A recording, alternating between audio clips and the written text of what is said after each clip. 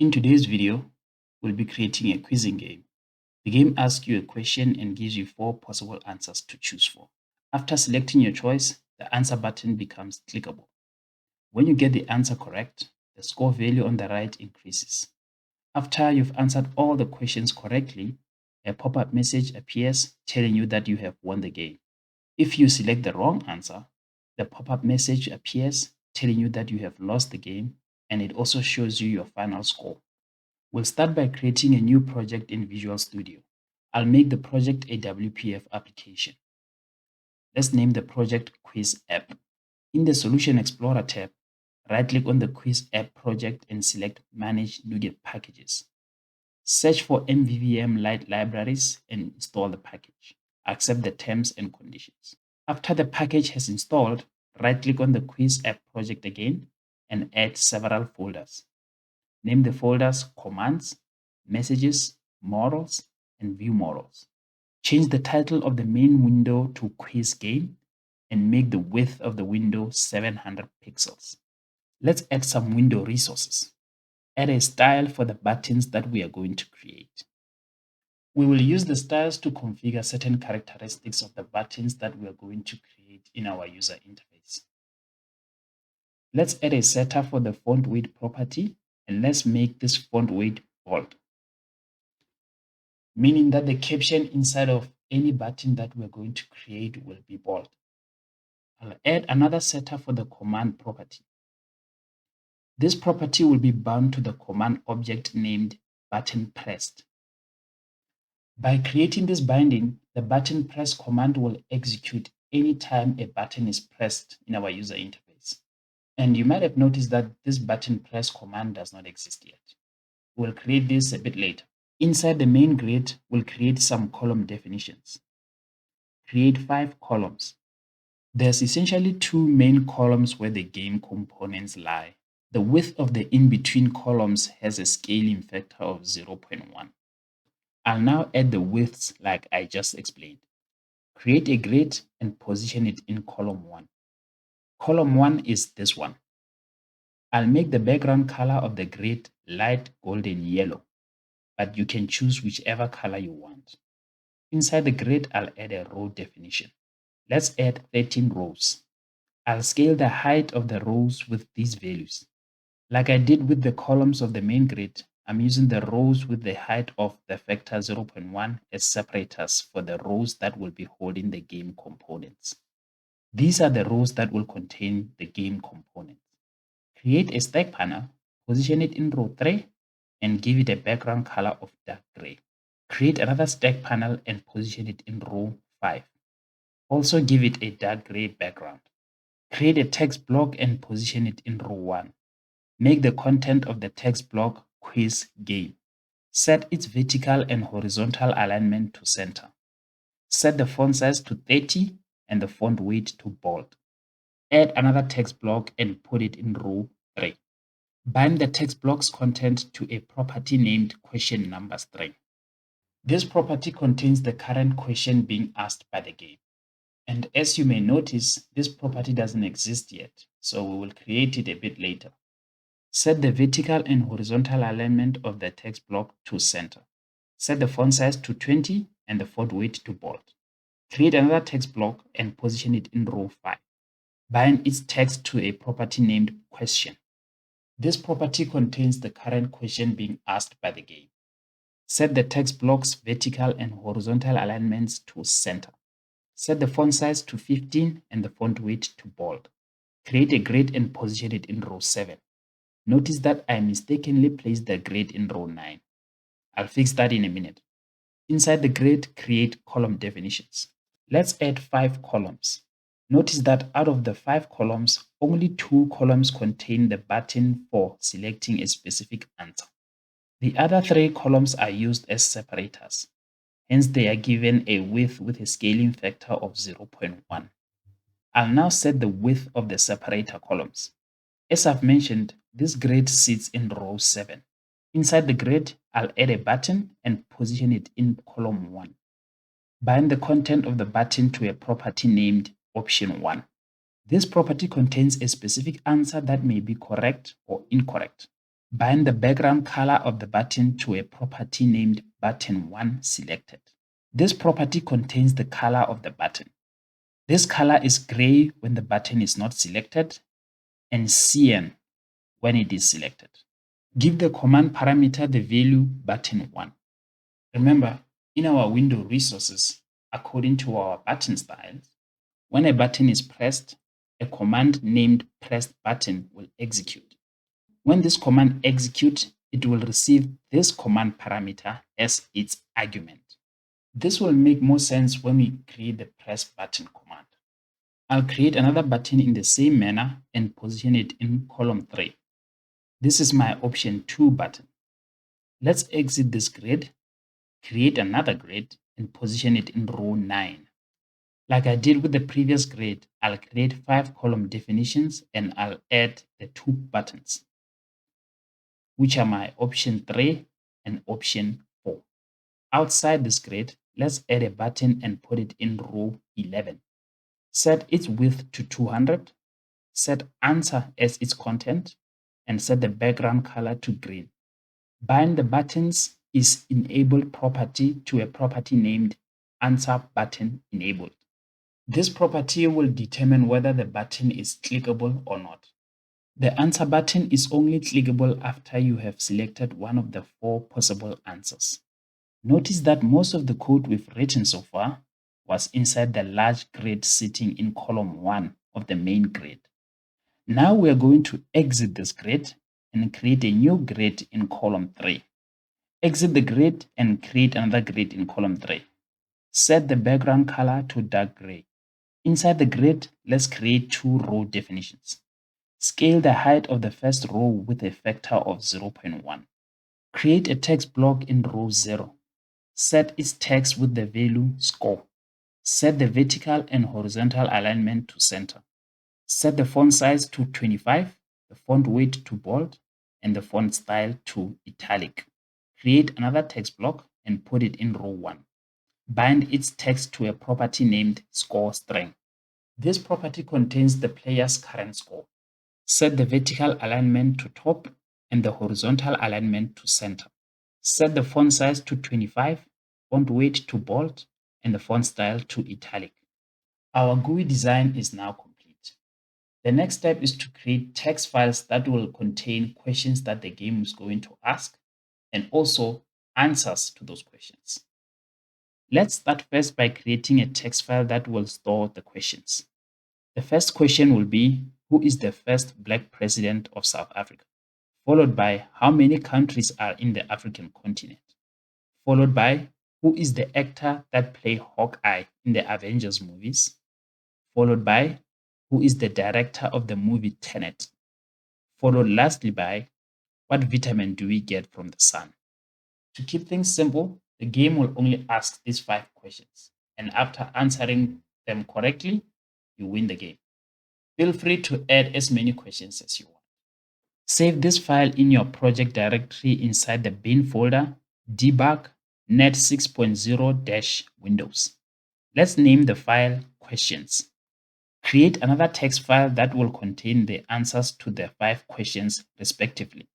These answers are Nelson Mandela, 54, Jeremy Renner, Christopher Nolan, and vitamin D. Save this file in the same directory as the questions text file.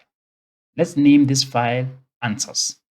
Create another text file that will store the options to choose from when answering the questions. The 4 possible answers to the first questions are Oliver Tambo, Chris Hani, Nelson Mandela, and Thabo Mbeki.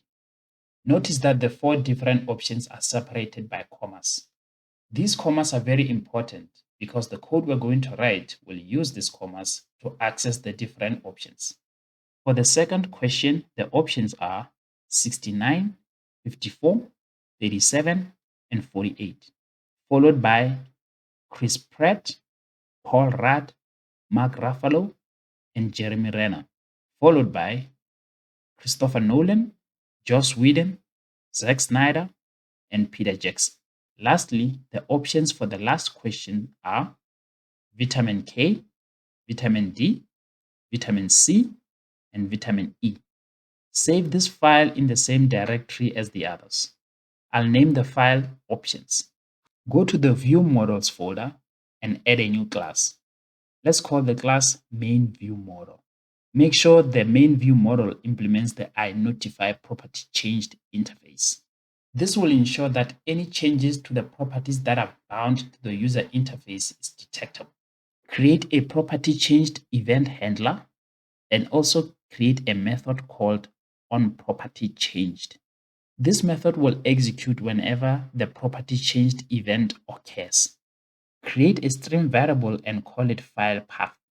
This variable will store the directory of the text files that we created. Create a list of strings and name it questions. The questions list will store all the questions in our questions file. Create another list of strings named answers to store all the answers in our answers file. Also create a list of strings and name it options. This variable will store all the possible answers in the options file that we created. Create an integer named question number to keep track of which question the game must ask next. Create an integer named score to store the player score number. Create a string property and call it question. This property is bound to our user interface. When this property is given a new value, the onPropertyChanged method must be called. Create another string property and name it option1, which is also bound to the GUI. I'll also create option 2, 3, and 4. Create a property of type bool and name it answer button enabled. Create a string property named button1 selected. Both button1 selected and answer button enabled are bound to the user interface. I'll also create button2 selected, button3 selected, and button4 selected properties. Create a string property named question number string, which is bound to the user interface. Create a property of type string and name it score string. Let's also create a main view model constructor. Inside the constructor, initialize the score integer to 0. Convert the score value to a string and store it in the score string variable. Set question number to 0 and answer button enabled to false. Set the question number string to question1. The value in the brackets is 0 plus 1, which is 1, converted to a string. The result is question plus 1, giving us question1. Set button1 selected to light gray. Remember, button1 selected is bound to the background color of this button. Do the same for button 2, 3, and 4. Set the file path to the current directory, which is the directory that this project is in, and select the questions text file. Give the questions list a new instance. Read all the lines in the questions text file and store them in the questions list. After this line of code executes, all the questions in the questions text file will be copied to the individual string elements in the questions list. Do the same thing for the answers list and the options list. Go to the command folder and add a new class. Name the class button pressed. The button pressed class must implement the iCommand interface. To implement the interface, position the cursor on the iCommand and press Ctrl dot and enter. Create a property of type main view model and name it main view model. Inside the canExecute method, return true. By returning true, we are giving our code permission to use this command. Create a constructor for the button press class, which takes an argument of type main view model. Assign this argument to the main view model property of this class. Go to the messages folder and add a new class. We'll name the class end of game and make the class a message base. In the main view model, create a property of type button pressed and name it button pressed. Recall that this property is bound to the user interface. In the constructor, give the button press property a new instance and pass to its constructor this pointer. This being a pointer to the main view model class. We have to pass the this pointer because the button pressed constructor expects an argument of type main view model. Create a method called incorrect answer that returns a true or false. This method checks if button 1 selected is equal to CN. Remember that button 1 selected is bound to the background color property for button 1. So if the color of button 1 is CN, meaning button 1 is selected, we will check if option 1 is not equal to the answer to the current question. Option 1 is bound to the content of button 1. So if the selected answer is not equal to the correct answer, this function will return a false. We'll do the same for button 2, 3, and 4. If none of these conditions are true, it means that the player has selected the correct answer and a true is returned. Let's create another method and call it game1. When called, this method displays a message box with the caption, "Congratulations, you won the game." I'll also create a method named GameOver that displays a message box containing the message, "Incorrect answer." Correct answer is the answer in the current question in the answers array. The message box will also display the player's final score, which is stored in the variable score string. After displaying this message, the method will also send a end of game message. And I should also do the same in the game1 method. Create another method and call it getNextQuestion. Get the current question from the questions array and store it in the question variable. Create another method and call it getNextOptions, which gets the next 4 possible answers for the next question. Inside the method, create an array of strings and name it options with a small letter O. This array will store the current set of possible answers from the option array with a capital O. This string of options will be split by a comma character. Remember, the options array contains these string elements. If question number is 0, that means that the options array with a small letter O will contain this element. This effect is achieved by using the split method. Next, we will assign the elements of the options array to the string variables option 1, 2, 3, and 4. Remember, options 1, 2, 3, and 4 are bound to the content of the 4 buttons.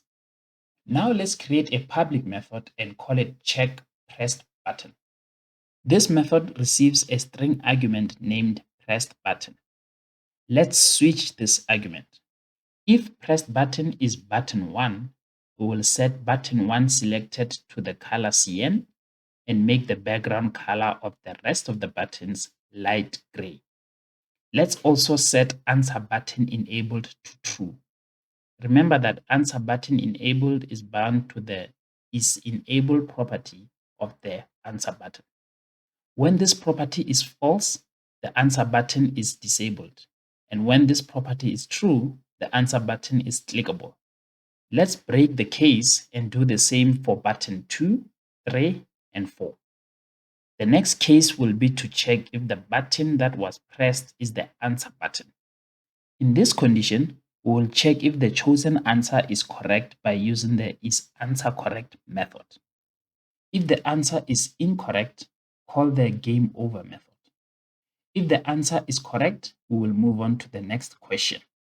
We'll increment the player score, and we will convert the score value to a string and store it in the score string variable, which is bound to the user interface.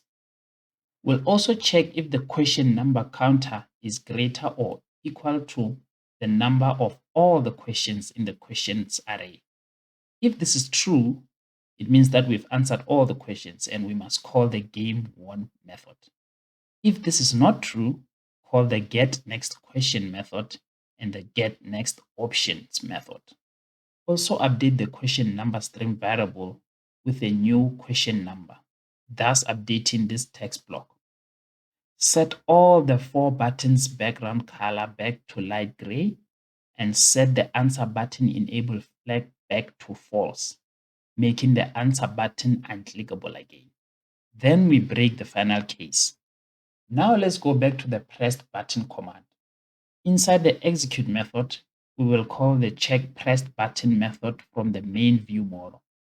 We will pass this method the parameter argument and convert it to a string. This parameter variable is what is passed to the pressed button command when it executes. Remember, the pressed button command executes when one of these 4 buttons execute. For example, let's say that the player selects the option 1 button. According to our styles, when this button is pressed, the pressed button command will execute. In this case, option 1 button was pressed, and this button's command parameter has the value button 1. The command parameter is what is passed to the pressed button command, which means that this parameter variable now has the value button 1. And this value button 1 is passed to the check pressed button method in the main view model, meaning that this argument pressed button now has the value button 1, which means that inside the switch statement, this case will be the one that is executing. I hope that wasn't too complicated to follow along. If it was, don't worry, I've left a link in the description where you can download this code for free. Also, feel free to ask me any questions in the comment section. Let's now go to the code behind the main window. I'll create a method called close the game. This method must get a end of game message. All the method does is close this main window. In the constructor, I'll give the main window's data context a new instance of the main view model class. I'll also register the close the game method to the end of game message. This will ensure that the close the game method executes every time the end of game message is sent. Now I'm going to run the game. The user interface design looks good, but the game isn't asking me any questions. This is because in the main view model constructor, I was supposed to call the get next question method and get next options method. Okay, let's try running the game again. As you can see, the game has asked me a question and gave me 4 options to choose from.